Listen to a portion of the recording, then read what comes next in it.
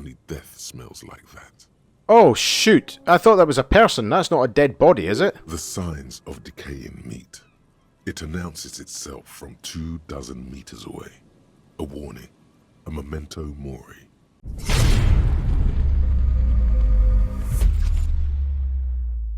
Hello there everyone, I am Big Bear. Welcome back to Disco Elysium. I am at a bit of a loss, to be honest, with this episode, because we've obviously met the Dice Maker. We've got a few things done in the last episode, including, I guess, unplugging the freezer, which will defrost in due course, and of course we can get the item to go back to the church and get the lassie to leave the computer so that they can set up the music that they want to do in the club and all that kind of stuff without the drugs. That being said, I'm also not necessarily wanting to make this episode about running around and just kind of ticking boxes when it comes to earlier achievements and things. We will get there maybe in the next episode and do that and go around and see where we can tick some boxes. But right now, I think I just want to get down the coast and explore. I'll go and have a quick chat with Placence, just because I want to put her at ease. And then we'll take it from there. I think it will definitely be back down the coast this time, next episode, ticking some boxes. But it's purely because time's dragging on at the moment as well. We're still internalising. I can't remember if internalisation actually continues throughout the night. So if we do get to a point where we can get some kip and Kimmy goes off to sleep, I don't know, we'll see how it goes. What have you found? And also, do buy the books. There may be teachings in them. There we go. I talked to the entity you told me about. Her name is Nia, and she is the Novelty Dice Maker. A novelty dice maker? Well, spit it out. Why does she need the dice? For some kind of sorcery? Sometimes they use the ankle bones of sheep. She's not a sorceress or some malicious entity. She's a businesswoman like you. I don't understand. If it's not her, then where is the source of the doom? How did she explain the curse? I can't help but Placence thinks there's something more going on than just the noise. The narrative she's built herself, it does need tearing down. She's squeezing on the pendant too tight. A drop of blood in her palm. Just don't say you don't have any answer yet. The uncertainty is killing her. To hell with it. Perchance you ought to just lie, sire. She says there is no curse because there are too many inconsistencies. She said it's just capitalism. Bankruptcy is a quirk of an economic system. I would say that. Yeah. Wait, what? The entire economic system is cursed? Oh, for goodness sake. I'm afraid that only World Revolution can help you. Yes, the system must be cleansed of immigrant labour. It's true we live in a precarious world. Nothing ever turns out right. You need to get used to chaos. What I meant was I found the source of the doom. Forget about the economy thing. I'm half tempted to say it's true we live in a precarious world. Nothing ever turns out right. That's a bit too solid. I'm afraid the only World Revolution can help you. It's true we live in a precarious world. World? Economy? I understand what's going on here. You went in there, rummaged around, and accomplished nothing. And now you're telling me these intellectual things to cover up for it. No. It's okay.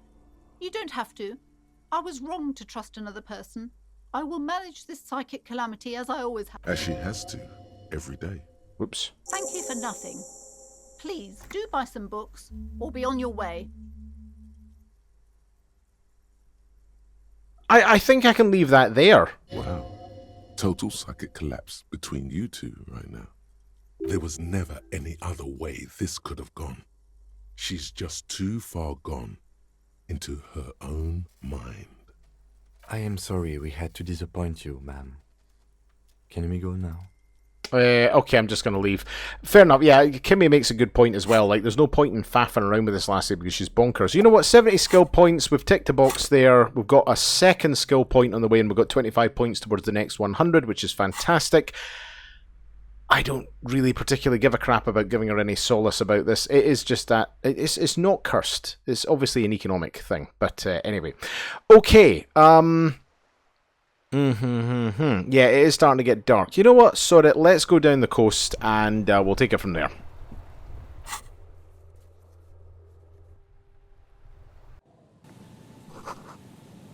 A dead phone, a smashed receiver, like someone hung up too hard. Maybe me? Is there more money floating around as well? Ooh. Someone must have worked hard to smash the plastic dome. A metal payphone under a yellow plastic dome. You could use it to call someone, unless you're out of change. Who am I got a phone? You hear the tone. The machine is inoperable. Put in 10 cents and dial a random number. Calling. Still calling. This feels wrong. Should you be doing this? End of tone. Someone picks up. Pierre? Is that you, Pierre? The voice is female and sounds about 100 years old. Say you're not Pierre. That seems like a better idea. You don't know why. No, this is not Pierre. Do you have any news about Pierre? No, I have nothing. Sure you do. No one has anything nowadays. You're either a salesman or a statistician of some kind. I am not interested in cooperating. I'm not a salesman, I'm just calling a random number and somehow ran with it. This is because we are bred to be leaders. I can hear the common or mixed background from your voice. I just so wanted it to be Pierre. Have a pleasant evening, prankster. Disconnect tone. Okay, that'll do. Enough faffing about. Actually, we've not spoken to Kimmy for a wee bit. Yes? I think you should know that I can't remember. I'm not going to say that to him. So, point to your face, I shaved. Yes. I don't know what to say. Perhaps, What is it? You can tell me, Kim. I'm not really sure about this turn of events. I think the mutton chops might have been a better idea. They sort of seem to cover up some of the... The what? Either way, good on you. You were saying? Never mind. Okay, tally-ho. Ooh. More and more stuff.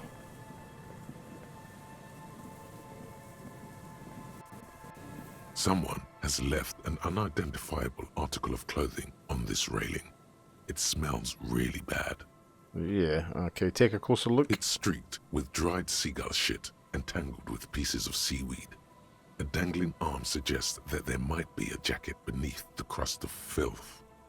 It seems likely that it was left in the surf until someone laid it out on this fence to dry out. Unfortunately, that just seems to have stiffened it into a shapeless mass. Please tell me you're not taking that with you.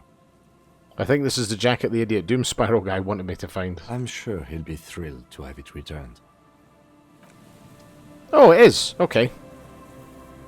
So touch it then. Filthy jacket. Just intrigued to find out what additional benefits this might have. Where is it? Or is it just in my items? No. Wait it. Oh, I can actually interact with the filthy jacket. As you hold it in your hands, it makes an uncomfortable crunching sound. Yeah. How did this jacket get so disgusting? It's a sordid, filthy tale, not for the weak. Are you sure you can stomach it? Some secrets are better left uncovered. Don't even try. Seriously. Think about it. It occurs to you that you're not even holding the jacket itself, but rather the thick crust of jetsam and seagull shit that ensconces it. Yeah. It smells like a dead sea creature, tangled in grey strands of seaweed. It must have spent quite some time in the water before the tide deposited it ashore. Okay, what's the crust made of? Somehow, it was carried or dragged to the boardwalk. If not by human hands, then perhaps the feral dogs that prowl the beaches at night. The faint impressions of many footprints are also present, though it's impossible to tell what kind or how many. Suffice to say, the jacket spent some time on the ground before someone draped it over the railing. What happened once someone put it on the railing? The crust is hard. This jacket spent at least a day baking in the sun. Who knows what happened to it then? I'm just going to pretend I didn't think about any of this. It's too late. You've already thought about it, and now your hands are covered in muck. Ew, ew, ew, flick your hands. And maybe if I wipe my hands on my pants. No, flick your hands. Now you're just flicking Oh. that shit everywhere. This is a disaster. You'll never get the smell out. Oh, God. Okay, I've screwed myself there. Wait a minute, what was happening with the tape there? The tape you found from a shack on the coast. The A-side has small church in the San Soyons written on it. There's no way to listen to the tape without a working tape player or portal reel at hand. A pawn shop would have a tape player. Okay. So there's another thing, we can go to the pawn shop. Okay. What else we got? Yeah, monies. A makeshift roof. Vagrants have tried to make the boardwalk habitable.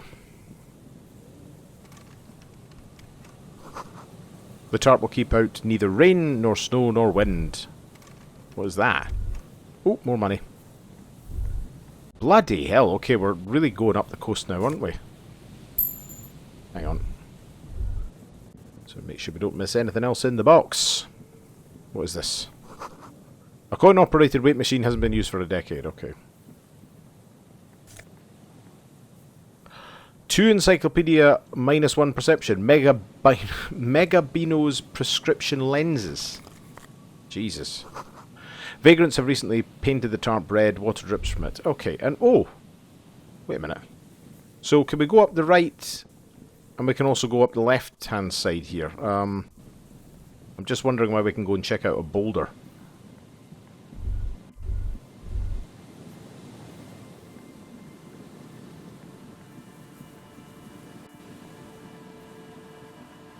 Whoa. Jesus, yeah, they're just leaving change left, right, and centre. Ooh.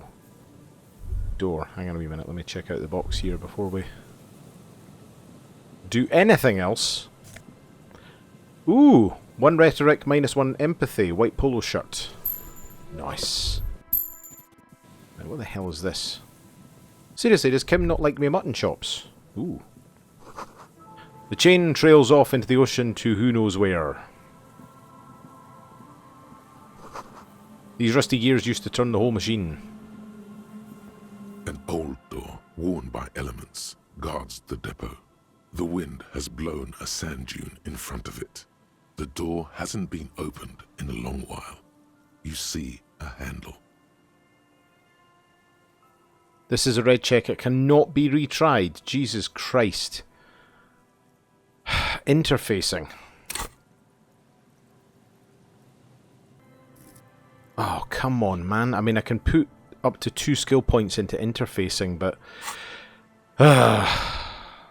what is this thing It's anyway? military. A service depot of some sort.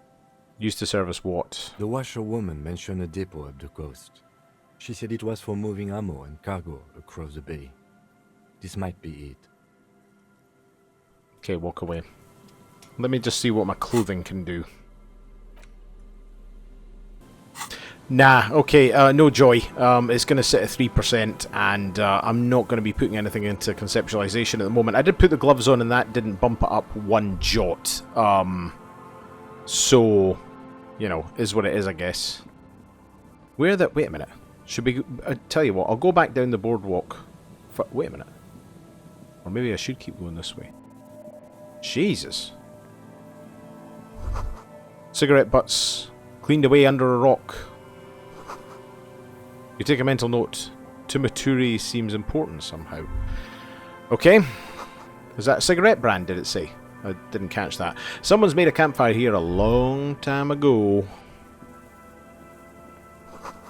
A rusted broken control box for the radio relay tower. Why do I get a funny feeling we're going to have to come back here and do something with the antenna? Tiny inlets there, off in the far distance where the posts trail forward.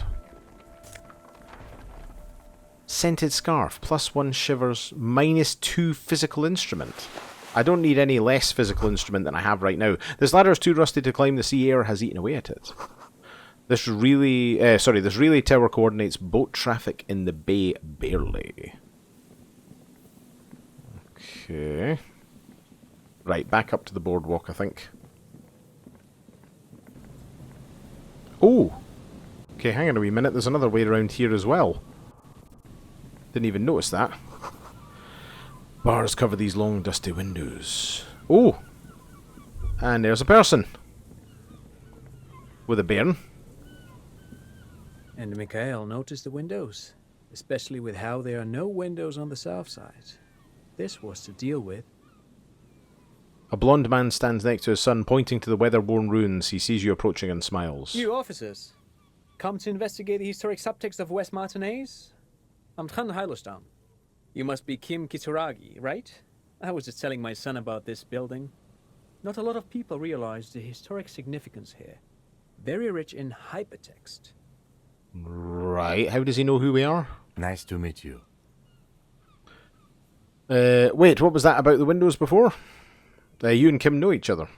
No, I can't say that we've met before, but I've heard of Kim, of course. Mikhail, say hi to the officers. He rests his hand on the boy's shoulder as the child stays hidden behind the hem of his father's coat, clutching to his worm thread colouring book. Mikhail's a little tired today. We spent all night trying to run Orbis on his radio computer. Have you heard of it? It's a programming language used in Grad. Quite tricky, but he wanted to play this Grad-made adventure program. We've been getting really into verbs lately. The man speaks in the artificial cadence of a professor, or someone who's been on too many radio shows. But I assume you're not here for giant worms when there are so many real things to see. Just as I was telling Mikhail before, this is where the Coalition landed in '08. We could be standing on what is the most interesting landmark in Revachol West. He points at the building again. I like Trant. Seems like an interesting fella. Wow, get a load of this guy. He really enjoys his trivia. The Orbis programming language was named after its inventor, Victor Orbis, a cybernetician from Grad. They run Vox in the Occidental countries. What's so fascinating about an empty old building? Aha! But it's not just any empty old building. He raises his hands to his eyes, springtime sun warming his handsome face. All four of you turn to admire the mural before you. What not a lot of people know is this used to be the R&D department of Felt Electrical. And Felt, which now sells ink cartridges mostly, was once a top dog in the turn-of-the-century cybernetics boom. Okay. Hold on.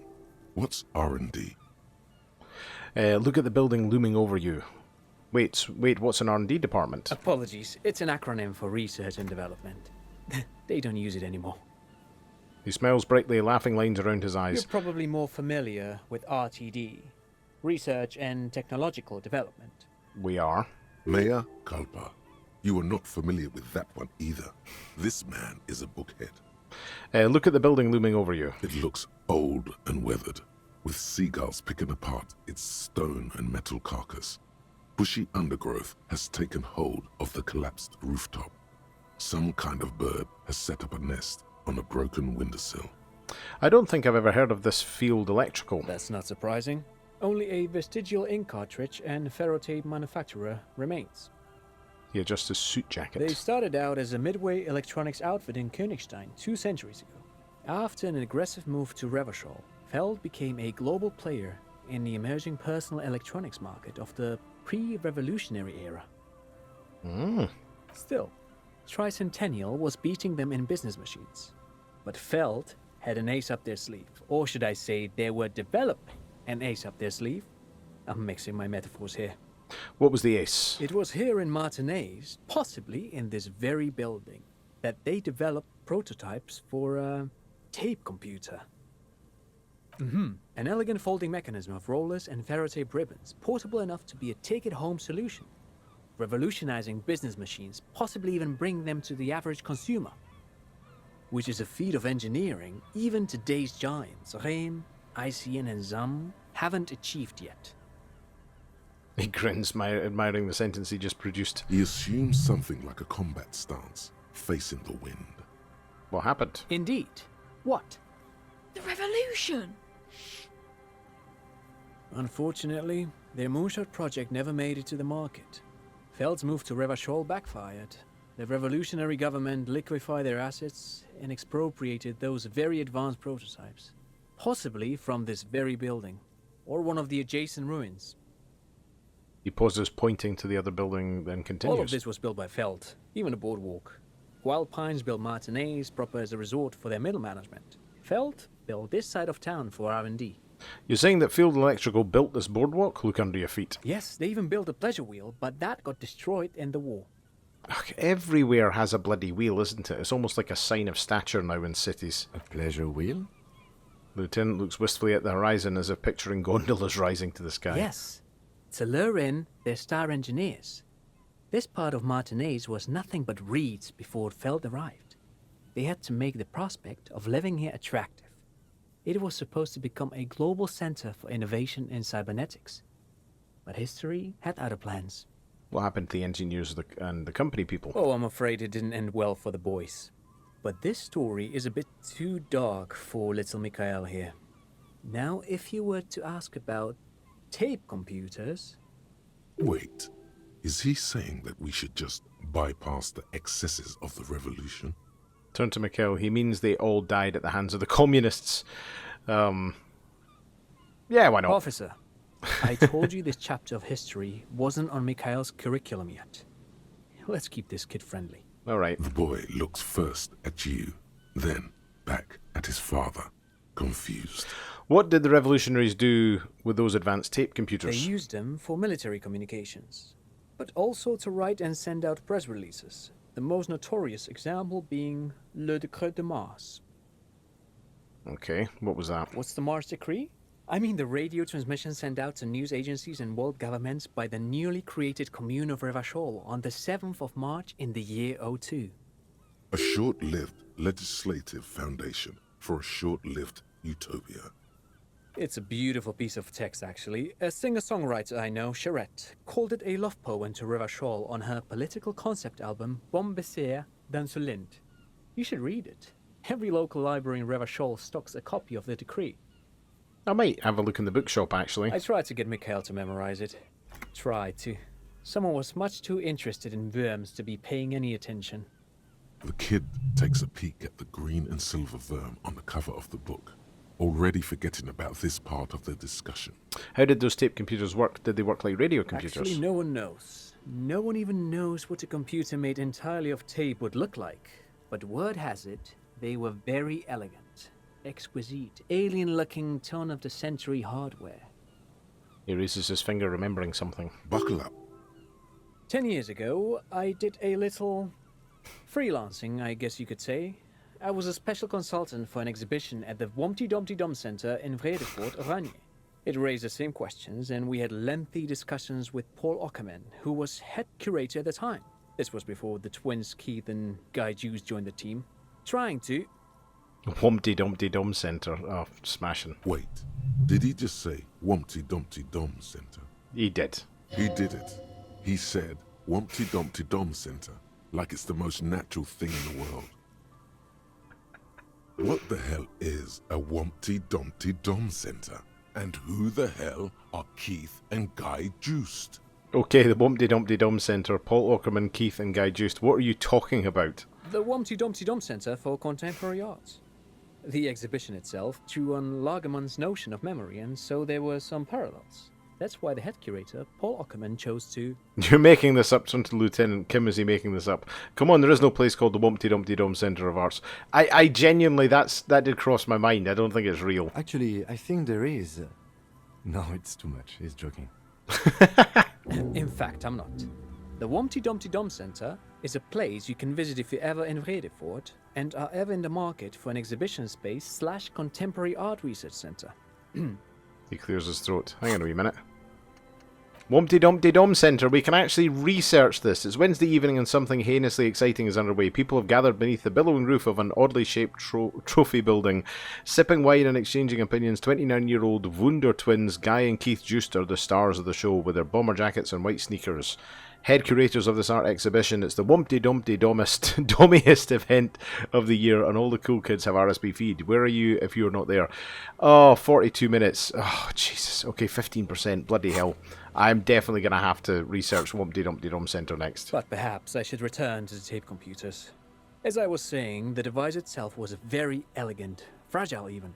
One could write directly on the tape using a special chemical solution. The machine would then analyze the handwriting perform operations, and project output onto a white screen. It was a beautiful, delicate thing. I think I get it. Made of black film and folding tape structures. I've seen cooler things than that. The CRM should get some of those. Cool. Very, very cool. Though I understand the socio-economic causes of the revolution, it pains me to imagine the revolutionaries setting fire to this precious device. But so they did. The felt playback experiment vanished into the fires of '07. Wait, the playback experiment. Yes, the official name of the prototype. Some sources report it as the felt playback experience, but those are incorrect. Why did the revolutionaries destroy it? Who knows? Maybe it was an accident, or maybe they didn't want the technology to end up in the wrong hands. Either way, they're all gone now. All 3 versions of the prototype. Nothing but debris and ashes remain inside that building. Takes a step back, the boardwalk creaks mournfully in the wind. I want to ask you But something of else. course. What else? He smiles and ruffles his kid's head. I want to hear about the field building again. No, you look like someone who has money. Do you have money? I do have some money, yes, but that's not what's really important here. He brushes it off like it's nothing at all. No, I mean, come on. You need the money. If it's not a thing, he can give you some. What is the matter with my brain? I don't want your money, I just wanted to see whether my profiling skills were working. Of course, Detective. I wouldn't have assumed anything else. Matter of fact, He looks up again, a playful hint shining in his eyes. I don't know if you're familiar with this, but the Vespertine Department of Justice has published a rather interesting paper on the criminal profiling in former socialist states. Have you read it? Oh yeah. If not, then you definitely should. If not for tips and tricks, then just for theoretical curiosity. Anyway, that's just a little something that sprang to mind. He You were squeezes saying? his son's shoulder lightly. You were saying. Forget it. They don't sell those kind of books at crime, romance, and biographies of famous people. Great, thanks for all the interesting information. No, thanks to you for having me and little Mikhail here to pick your brain. A very interesting conversation indeed. I wouldn't call that a conversation. Normally a conversation's two-way. Pick your brain. If anything, this was rather one-sided. He did the talking. Whatever. Okay, look. Another box! Aww. Another power box. It charges nothing now. It's empty. And then can we get round the other side here? No, it doesn't. Why are we saving now? Oh, because it's coming on 7 o'clock. Anything? Okay, let's have a look at the post. Oh, we can get round there. You see, a once bright mural towering above you. The signage has peeled off over the years, but you can still make out Feld Electrical R&D. A slogan used to intertwine with the loops a long time ago. Now, only a shadow of peeled letters remains. It says, "Tomorrow is just a whisper away." Tomorrow is just a whisper away. Looks like tomorrow never came. The lieutenant raises the collar of his bomber jacket. Turn away. Okay. Oh. Why did these suddenly become available? Wait a minute. Should I have something in my hand when I'm trying to do this, like the Falzund? Maybe. Kim, get out of my road. Oh, I can. Yeah. Oh. 525. Nice. Actually, come to think of it, I needed to heal that. Oh, there was a box back on the boardwalk here, maybe with a Qualzund in my hand. I can open that as well. Come on, back here. Where was it? Up here? Yeah. Oh, you can, but it turns... Well, maybe that is literally what it is then. And another postcard. Okay, where was I going? I was going up this direction now, wasn't I? This is the way I'm going to have to go, I think. Because there's no other way of getting around it. A big wine canister, it's open and empty. Who? Oh no, wait a minute. So I've missed the direction to go then, I think. Careful, these floorboards look rotten and weak. The smell. It's awful and familiar. Hold on, that is awful. Cover your nose. It doesn't help. You can still smell it. What is it? Don't you recognize it? That hideous pungency. That faintly cloying sweetness. Only death smells like that. Oh, shoot. I thought that was a person. That's not a dead body, is it? The signs of decaying meat. It announces itself from 24 meters away. A warning. A memento mori. Heads up, Lieutenant. Something's not right here. The lieutenant has already brought a handkerchief to his nose. Oh, God. There's some tear, an empty cigarette package, and a crumpled kebab wrapper in the trash bin. Examine the tear. 2 empty bottles of Tallulah vodka and a can of black potent porter is all you find. No, there's more in there. Livis strawberry liquor, plus some Pilsner bottles too. Better not pick them up. They seem unhygienic. A tragedy.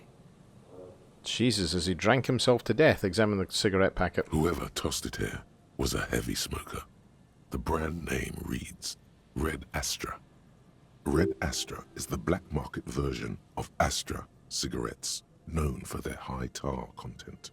Examine the kebab wrapper. You see traces of mayonnaise and ketchup on it, as well as a tomato wedge. The wrapper reads Shish Kebab Revachol. It's no older than a day or two. No mold yet. It's hard to concentrate in the smell. The sea air brings some relief. Oh, God. Dead body. A man lies on the boardwalk, his limbs bent and neck turned at an unnatural angle. Right next to him is an empty bottle of spirits. In his cramped hand, a chewing gum wrapper. His name's Working Class Corpse. Jesus God. The smell is not as bad as a 2-week-old corpse, but it's definitely heading there. So we have another dead body on our hands. Hold on. Lieutenant squats next to the corpse and examines his face. 2 bulging eyes stare back at him, void of any signs of life. Lividity is faintly pronounced. Whoever this is has been dead for 2 days. No longer. We need to investigate. Another dead body. This is your job. Steel yourself. Oh my God. Calm now. Carefully. Just another day. Just another dead body. Breathe. Study the man's clothes. He's wearing mud-caked boots, beige trousers, and an old brown leather jacket with a bright blue lining. There are traces of kebab sauce on his chest. The leather jacket suits him well. It must be custom-made. Search his pockets. You find some sunflower seeds and a rain-soaked library card folded into 2. His jacket feels sodden and heavy under your hand. Good. We should take a look at that library card after this is done. Okay, Kim. Study the man himself. The man has fallen through a crack in the boardwalk and hit his head against the metal bench. Coagulated blood covers his black hair. One of his feet is still dangling through the hole. Oh my goodness. A bad fall. It might have been dark outside. This place is a minefield in the dark. Wait a minute, who was it that was looking for her husband? Oh, crap. His expression is dull, like the sea behind him. Drops of water shining on his moustache. His eyes, empty and wide, look frightening in their frozen gaze. Height, 170 to 175 centimeters. Curly hair, stout build. Age, approximately 50 to 60 years. Study the surroundings. There's some dried blood on the metal bench, right where the corpse's head rests.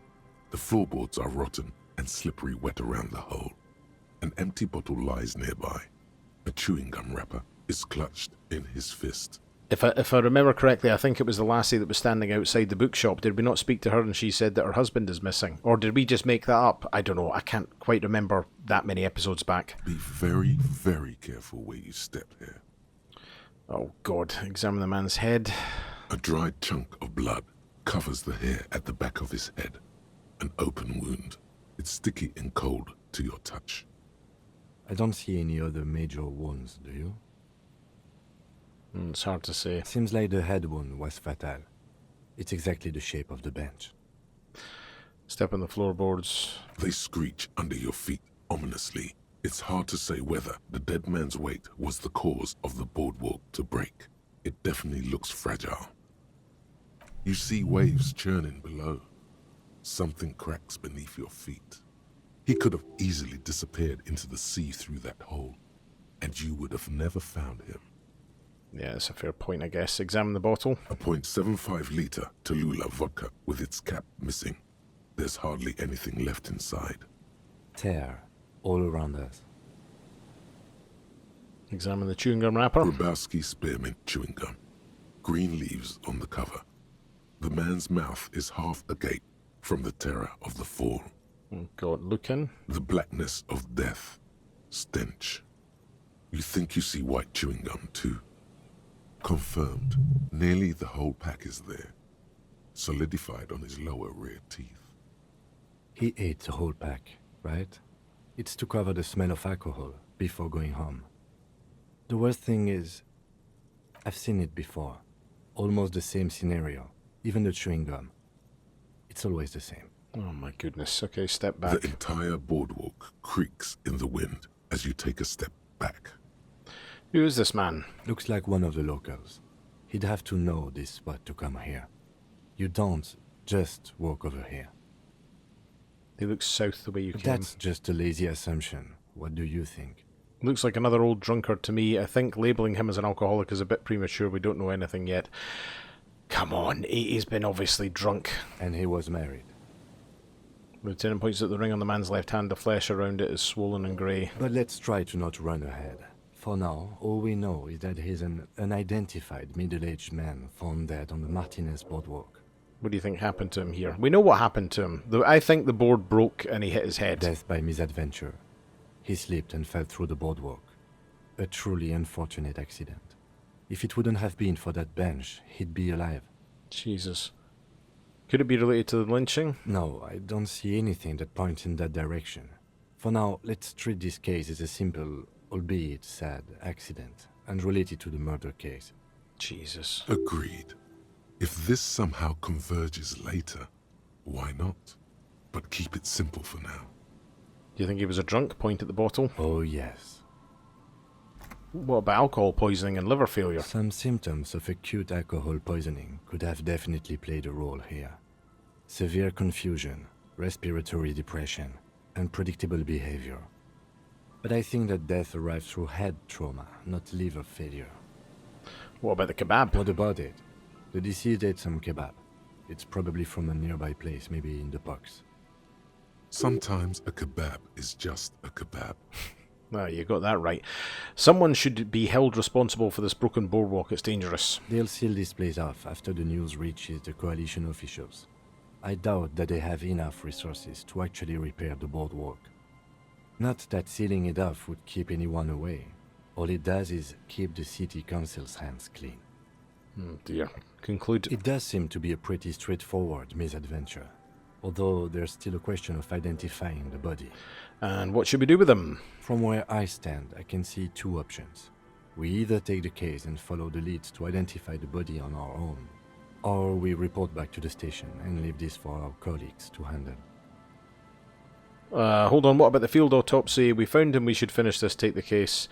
Let's leave this case for the station, I don't want to spend time on it. Don't take the case, I still need some time to decide how I want to solve this. No, come on, we found him, let's take the case. What about the field autopsy? A field autopsy isn't necessary if the cause of death doesn't appear to be criminal. Oh. And this looks like a simple accident to me. I'd say we should just write down head trauma in the autopsy report and leave it at that. It would save us at least 2 hours of unnecessary work. Yeah, that's true, you're right, I don't see anything criminal here, let's leave it at that. Good call. The guys at processing can take care of the rest. Okay, we found him, we should finish this, take the case. Alright, we should first examine the library card you found. Then we can call the station from my kinema. Let them know we are taking the case. Okay, let's have a wee look. Items. Library card. The library card is folded into two and still slightly wet to the touch. The front side reads, Central Jamrock Public Library Card, issued to Billy Mejean, expires July 53. Billy is a unisex name. Could be the deceased, or his family member. Look inside. Whoever owns this card is an avid reader. You find a list of books written in blue pencil. Radio thriller. Stand a little less between me and the sun. The last one in the list is The Glinton Curve by M. Theobald. A library stamp indicates that the book has been returned. Most of these titles seem to be in the sci-fi genre. Some thrillers too. Look at the backside. If lost, please return the card to the library. Dial 005 02 55211 or visit us at Moreau Street, 78, Jamrock. Business hours 900 to 1800. Good. We should give them a call from my kinema. See if we can learn anything about Billy Méjean. Good idea. There was plenty of information here to go by. Okay. Next up, what else we got? The coin operator viewer has been out of order for many years. Okay, how on earth do we get round the other side of this building? And I noticed... What did I miss? Give me a wee second.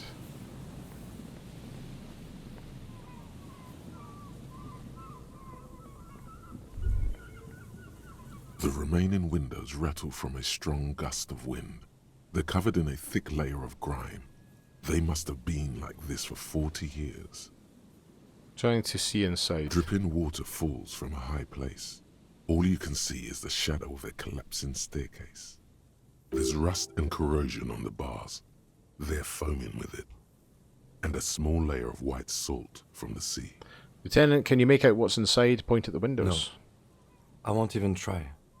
You know, He takes his glasses I off. had a partner once. They called him Eyes, because he had to show me things. It's that bad. Can you still shoot, though? Well enough, actually.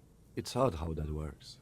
I'm no sharpshooter, but I pass my shooting courses 7 out of 10. His hands lead the way when it comes to that. And his shoulders. It's reflex. Okay. Yeah, there's a staircase in there, but I have no idea how the hell to get to it. Oh, hang on a wee minute. I didn't see this wee path down here. Okay, that's interesting. More and more boxes. Jesus God. Look how many people are floating about here as well.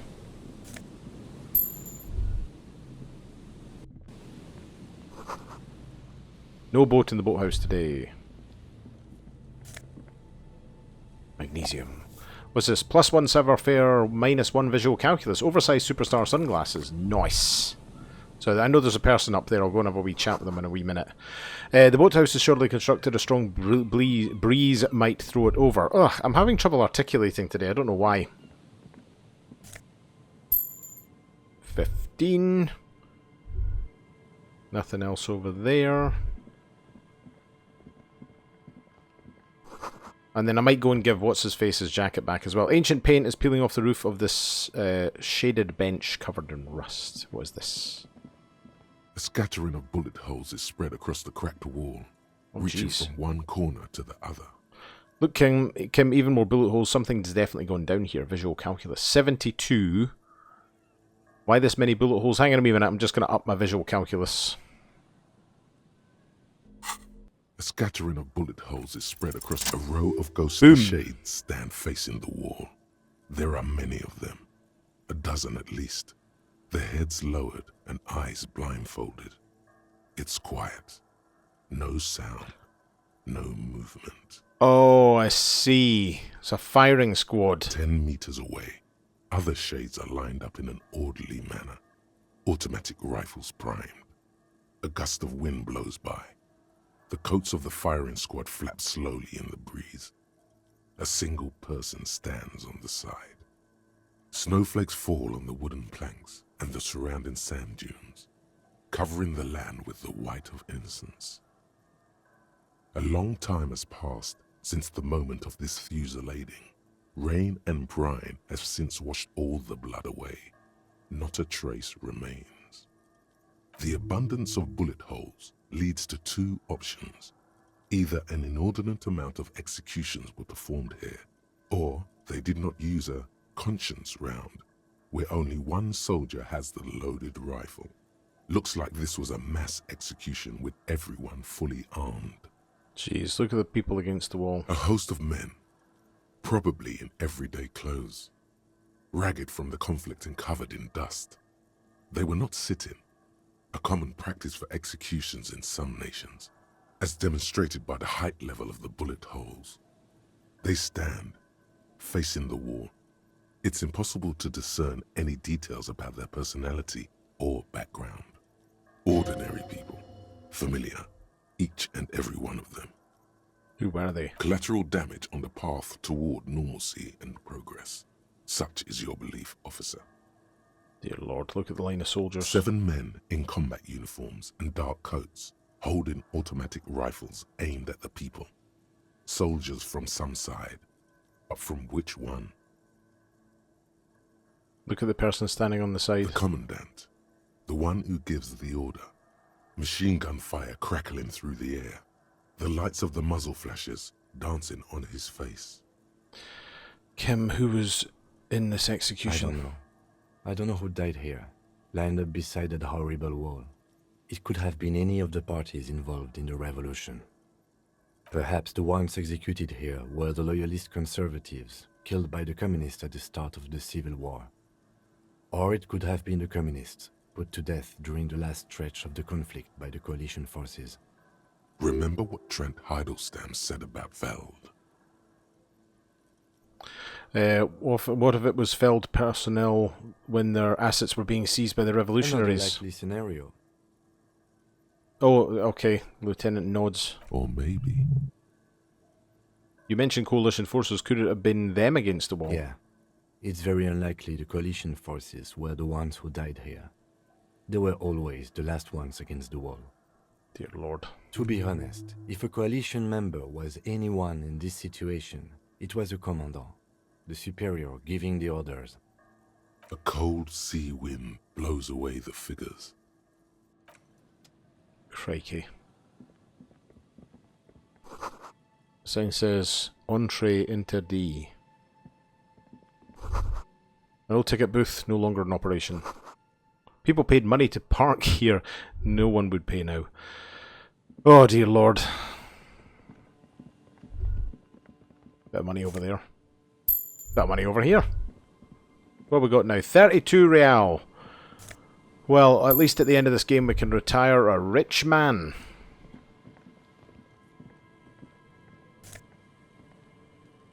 A phone. Pippo. Why is that ringing a bell? 2 plus logic, 1 perception. I don't know. The door is not only barred shut, it is inaccessible. Crikey. Okay. I'm kind of against going and speaking to somebody at this stage because we've only got several minutes left, and we've accomplished a lot. Again, just kind of opening the map up a little bit. It looks like there's still further to go. Actually, what was the map saying? It was at the church. We've gone up. That's where the bunker is. What else we got? Okay, we've come down here. That looks like potentially what was the firing squad then, wasn't it? I guess. Fisherman's shacks, so we've been there. Okay. And then there was a big wheel, but it was destroyed. Okay. I mean, again, the map wasn't particularly accurate previously either. I have no idea what this chap's... Oh, no, okay, there's a couple of people here. You know what? I'm going to leave this episode here because it feels like there's more to do. And once we've spoken to these people... you know what? Sorry, we'll speak to one person because we've still got a little bit of time. Tiny cages carefully constructed. Here we go. Nice and easy. No way out, little guys. Not out of this gem. What the hell? Morel, the cryptozoologist. There's a cylinder on the ground in which the man is arranging some netting. It looks like some kind of trap. He notices you. Who's there? Oh, the police. Hello, officers. His self-conscious enthusiasm renders his movements ungainly. He looks like your understanding of a scientist. Is that the police? Why are the police here? Don't worry, Gary. I'll handle it. Maybe the water lock is fixed. We were supposed to go back to Martinez a couple of days ago. That damn water lock is broken. Yeah, that was me. I broke the water lock with my motor carriage, but it's fixed now. You can go back. Yeah, the water lock's been fixed. It's fine when I crossed it. Without withhold the whole story. Now let's tell them what we did. We have to own it. You broke the water lock with a motor carriage? There was a billboard in the canal. Not a vehicle. It said Samaran Butter. No, see, I jumped over the canal with my motor carriage, tearing through the Samaran Butter sign, which fell into the canal, blocking the gates as I landed on the other side. I used the pawn shop as a launch ramp. Why? He spread his arms in disbelief because I needed to get to the ocean. I'm afraid I may be insane. It was an experiment to gauge the Capri's 44 aerial performance. I'm something of a gentleman scientist. There you go. No, we can't say that, can we? I was about to say that maybe keep us in with the cryptozoologist, but I'm sorry, I don't know. Did he say we can go back now? Yes, Gary. We can go soon. I hope you haven't been littering here. This is an unspoiled wilderness. Are you doing some kind of science here? You look like a science person. A science person? The so-called science community hasn't accepted me as one of their own quite yet. Doesn't sound like he particularly wants to be lumped in with them either. His is a scientific community of one. I'm Morel, a cryptozoologist. I'm out here looking for a rare insect called the Insulindian phasmid. I'd shake your hand, but, He displays his gloved hands, which are glistening with silt and The way sewage. he said the word, Yeah. phasmid, made it sound full of mystery. This is a very special word for him indeed. Tell me about this phasmid you're looking for. well, first of all, it's damn difficult to find, which is why we've been knee-deep in the reeds laying traps for it. What makes it so difficult to find? Good question. Being a phasmid of the order Phantasmodea, a ghost insect, it disguises itself as plant matter. In this case, the reeds. Awful lot of reeds around, aren't there?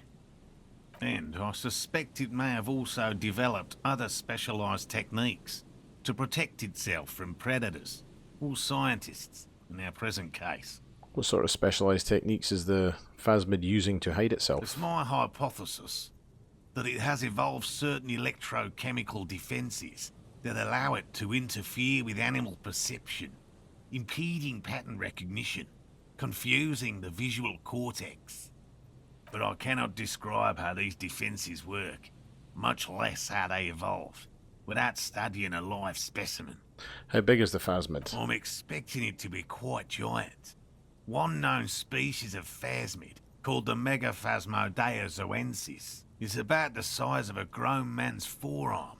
So, He leaves the conclusion up to you. Why are you so interested in this stick bug? Aren't there more sensational animals out there? typical rookie assumption. Insects are much more sophisticated creatures than those unversed in zoology give them credit for.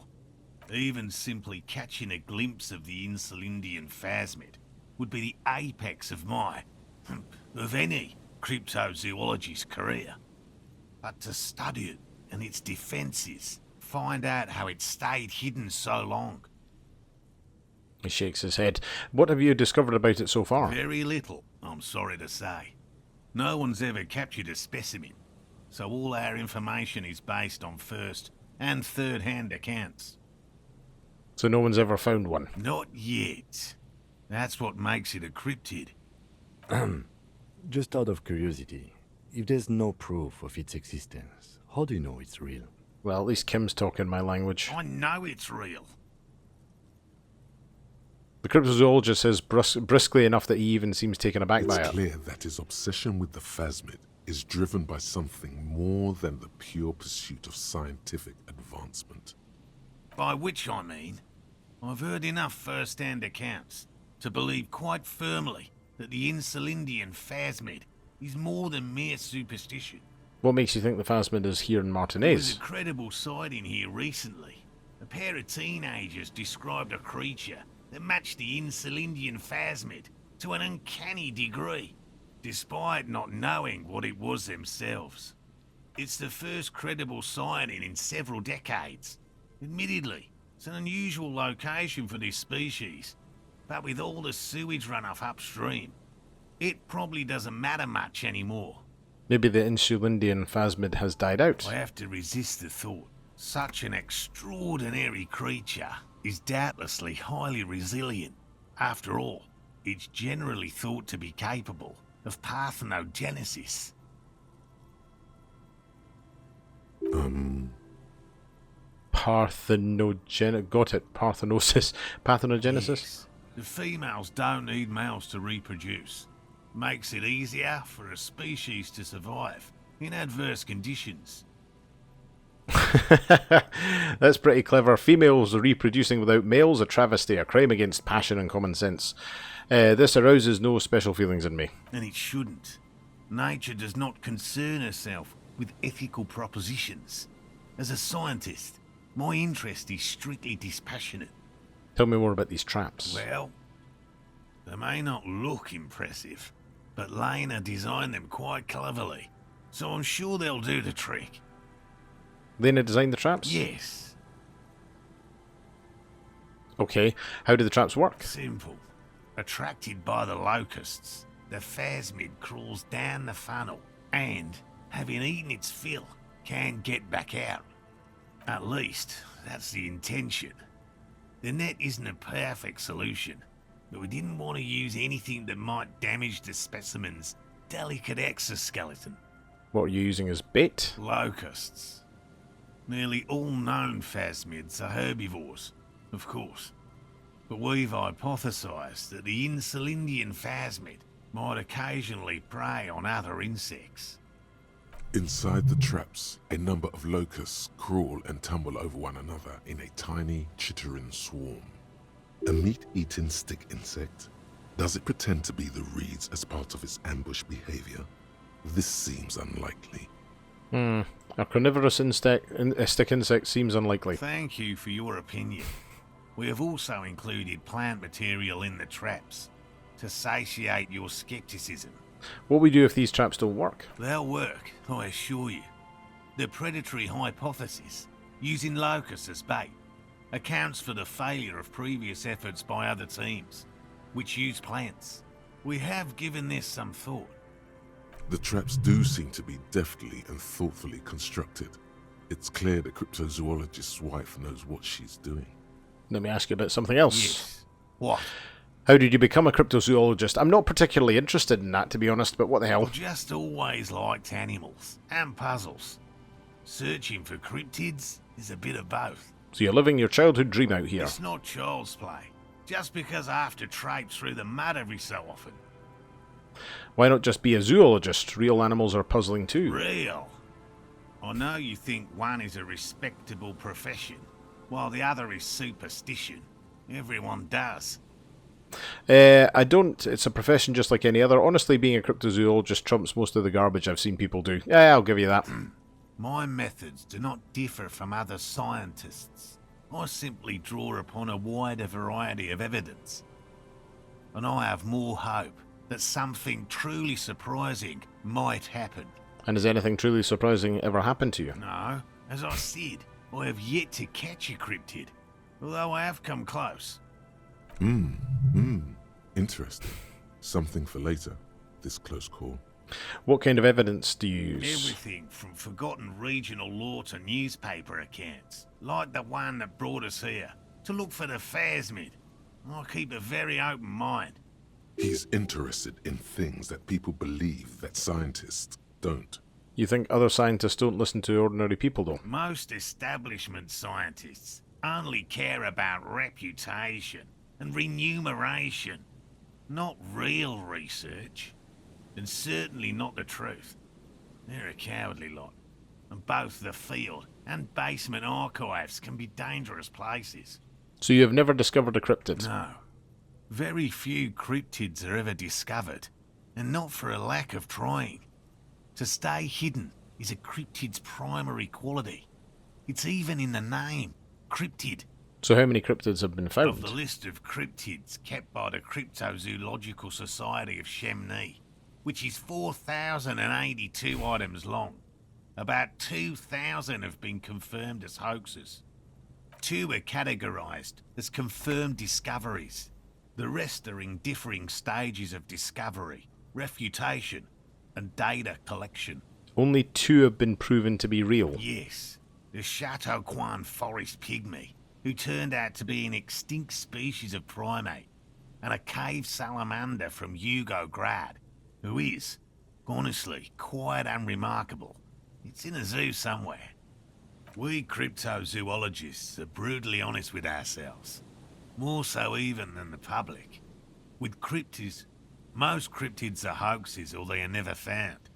That does not mean we should stop searching. Oh, you know what I'm going to give this guy his thing? I'm not going to start just destroying somebody's belief in an insect, whether, I mean, okay, it is right, 2 out of 4,000 is not even 1%. Not approvingly, then, the Insulindian phasmid will be the third. Indeed. If our expedition is successful, every paper in the world will report on it. From Revachol to Dushantu. It will be a zoological miracle. He has clearly done his math on this. There is no surprising him or swaying his opinion. Thanks for explaining that. Now about something else. Okay, let's talk about specific cryptids. Oh, dear Lord. Alright. What cryptids precisely? I usually discuss these things with specialists, so I don't know what. We would have to discuss. He wants to say, but decides against it. Which cryptid did you almost catch? You said before that you almost caught one. A willow person. It's a long story. One non-specialist would find rather dull. Willow people? Not at all. Well, what are willow They're people? not people, really. Some argue they aren't really animals, as they seem to have evolved directly from trees. He says it in a self-explanatory, everyday manner. They're very, very thin, almost flat in fact, and can camouflage themselves easily, wrapping themselves around trees and blending in with the tree bark. In that way, they're not too dissimilar from the phasmid we're looking for here. Wait, so I may have seen these willow people without knowing it. You probably have. How do you almost catch a willow person? Gary and I painted an entire grove's worth of trees in slow-drying paint. It was a bright lavender colour. I was hoping one of the willow people would get paint on it and not be able to camouflage itself. After waiting in hiding for hours, I saw a figure slip from one of the trees, a lavender shadow, dashing through the grove. And then? I chased it with a net. Not very elegant. You can't be elegant in the field. And, well, it was faster than me. A lavender shadow. I know you think we were snacking on funny mushrooms. It's easier to mock someone than to admit that the world might be more interesting than you've imagined. Furthermore, I'm not saying it was a confirmed sighting. I'm painfully aware of what goes into verifying such things. There is a serious possibility that I saw a squirrel or a trick of the light. I am my own harshest critic. He makes it a real point here to sound falsifiable. Just tell me about a cool cryptid. No offence, officer, but I'm not much of a pedagogue. I don't know what I would have done if Lena hadn't persuaded me to go back to field research. You should ask her if you want interesting stories. Me? I'm not a people person, unless you haven't noticed. And I don't make a good lecturer. My strength lies in field work and persistence. He brushes an errant strand of hair from his eye. This is a gruff man who's been ridiculed too many times to feel comfortable talking about what's dearest to his heart. It's in his shoulders. His face is everything. Enough tales then, let's change the subject. By all means. Okay, and that is it. I'll get going. Okay, well, look, we're making additional progress here. I think we may very well have searched almost the entire map, but I'm going to leave this episode here. Anyway, thank you so much for watching. If you like my content, hit that like and subscribe button, but this is Big Bear signing off, but there will be another video. See ya!